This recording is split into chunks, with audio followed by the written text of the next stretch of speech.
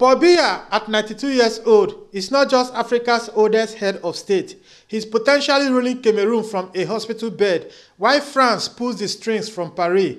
Just days after announcing his bid for an 8th presidential term, Biya executed a sweeping military reshuffle that has analysts calling it the desperate act of a dying regime. We are talking about a man who has ruled for 43 years, longer than most of his citizens have been alive, suddenly reshuffling his entire military command structure. Why now? Why just 2 days after declaring his candidacy? The answer lies in what intelligence sources are whispering about: coup plots, military discontent, and a regime so paranoid that it's willing to gamble everything on October 12, 2025. France, the puppet master who has kept Biya in power since 1982, is now facing a dilemma as their aging dictator becomes a liability in a continent where revolutionary movement is becoming the norm.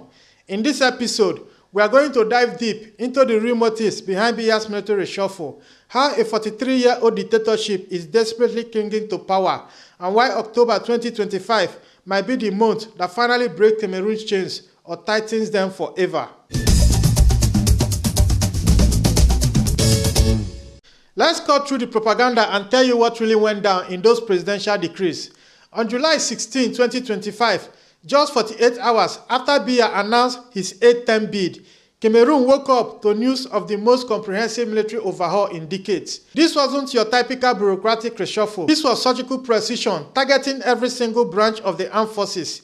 8 brigadier generals were promoted to major general.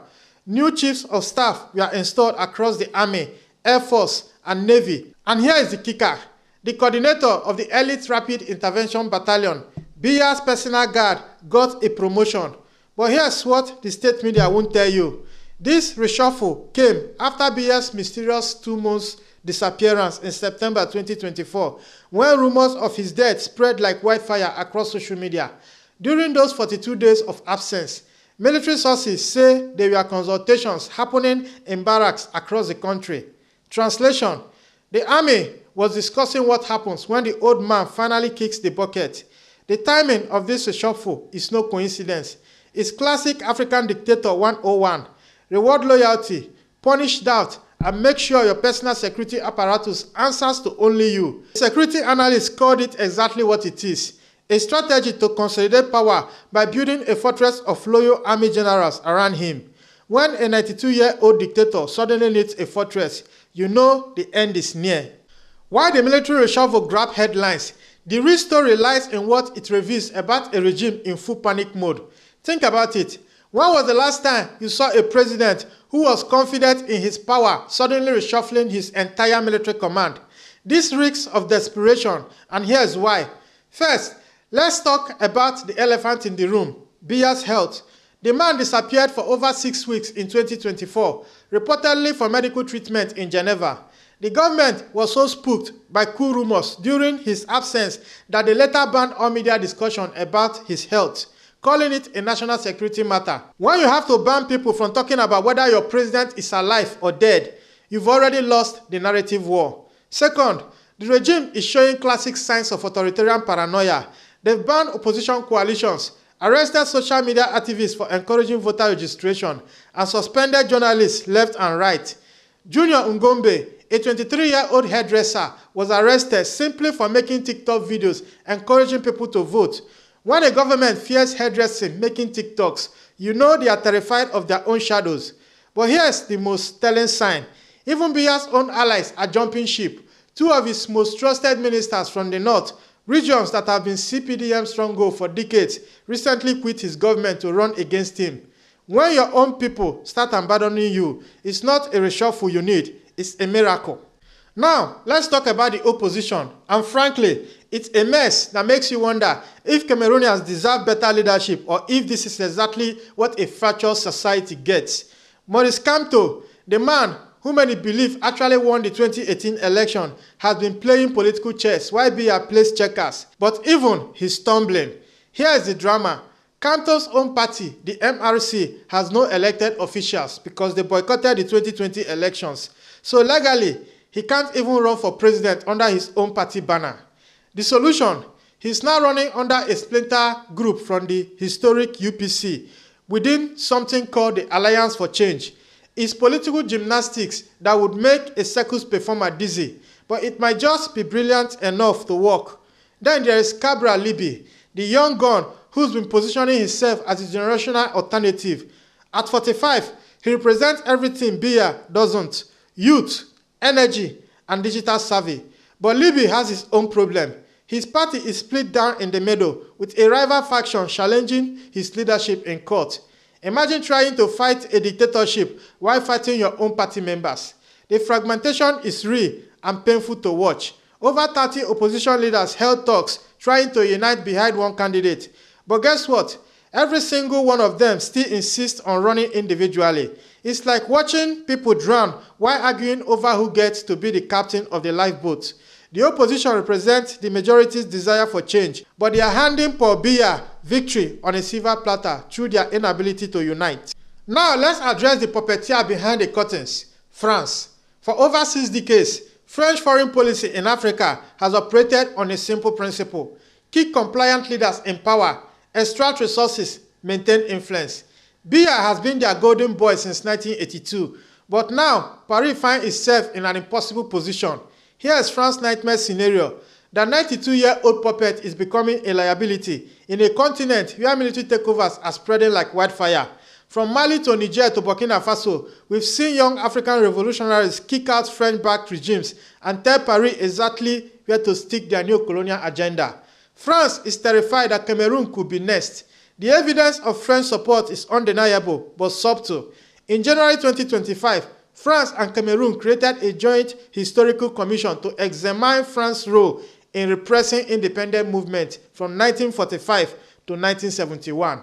This isn't historical curiosity, it's damage control. France is trying to clean up its image before the inevitable reckoning comes.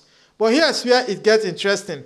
France can't publicly endorse Biya anymore because the optics are terrible. A 92-year-old dictator seeking his 8th term while his people suffer. Even the LC Palace knows that's indefensible. So they are playing a delicate game. Provide tacit support while maintaining plausible deniability. The truth is, France needs Cameroon more than Cameroon needs France. French companies like Total Energies, Bolloré, and others have billions invested in Cameroon's oil and infrastructure. If a genuinely independent government comes to power, one that puts Cameroonian interests first, then France's African empire crumbles one more piece. Now we need to talk about the crisis that could blow up this entire charade of an election. The Anglophone regions, where a war has been raging since 2016 that most of the world chooses to ignore. This isn't just background noise. This is the fuse that could ignite a nationwide explosion. Here are the devastating numbers. Over 6,500 people killed, more than 900,000 internally displaced, and entire regions under the de facto separatist control. The English-speaking regions that make up about 20% of Cameroon's population have been fighting for independence since Biya's government sent French-speaking judges and teachers to impose Francophone system on Anglophone communities. Here is the election nightmare. How do you hold credible elections in regions controlled by separatists who have declared independence? In 2018, voter turnout in Anglophone regions was barely 10%. The separatists have already announced they will disrupt any attempt to hold elections in Ambazonia, that declared independent state. But it gets worse. The separatist groups are fragmented and increasingly radicalized. Some have links to international networks, and there are credible reports of arms flowing across the Nigerian border. If Biya tries to force election on these regions, it could trigger a massive escalation that spreads beyond Cameroon's borders. The government's response has been brutal and counterproductive. Security forces have committed mass rape, burned villages, and targeted schools and hospitals. These aren't the actions of a government winning hearts and minds. These are the desperate measures of a regime that has completely lost legitimacy in the vast swaths of its own country. Let's talk about the elephant in the room: Cameroon's youth. Over 65% of the population is under 30, which means the majority of Cameroonians have never known any president except Paul Biya. These young people are connected, educated, and increasingly angry. So why haven't they risen up like their peers across Africa? The answer is complex and depressing. First, systematic repression has created a climate of fear. Social media activists get arrested for making TikTok videos. Journalists disappear into military detention centers, and even hairdressers promoting voter registration end up in jail. When the cost of dissent is that high, many choose silence. Second, the diaspora is all talk and no action. Cameroonians abroad, particularly in France and the US, are vocal on social media, organizing rallies and demanding change. But when election time comes, many can't vote because diaspora voting is restricted to presidential elections only, and the logistics are deliberately complicated. It's political theater without political power. The irony is painful. The generation that should be leading change has been either silenced, co-opted, or forced into exile. Those who stay face unemployment, corruption, and a system designed to crush ambition. Those who leave become keyboard warriors, fighting battles they can't win. But here's what the regime fears the most. This generation doesn't believe in the tribal division that Biya has used to divide and rule for 43 years. They've seen themselves as Cameroonians first, not Francophone or Anglophone. They want jobs, not ethnic patronage. They want competence, not connections. That's why the government bans their coalition and arrests their influencers, because unity among the youth is the death knell of divide and rule politics. So here we are, October 2025, and everything comes down to this. Will Cameroonians finally break free from 43 years of dictatorship, or will they watch democracy die in broad daylight while the world looks away? The signs are ominous. The Electoral Commission has signed a suspicious agreement with the UN that the opposition calls a setup for legitimizing fraud. The government has proposed parliamentary elections for 2026, removing a crucial check on presidential power. Journalists are being suspended, activists arrested, and the media landscape censored beyond recognition. But here's what gives me hope and why this story matters to every African watching. The old playbook isn't working anymore.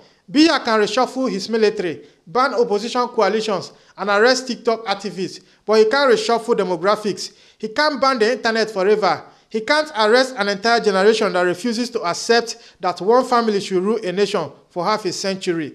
The real question isn't whether Biya will win on October 12th. Dictators always win elections. The question is whether Cameroonians will accept that victory as legitimate. The question is whether the military will shoot civilians defending ballot boxes.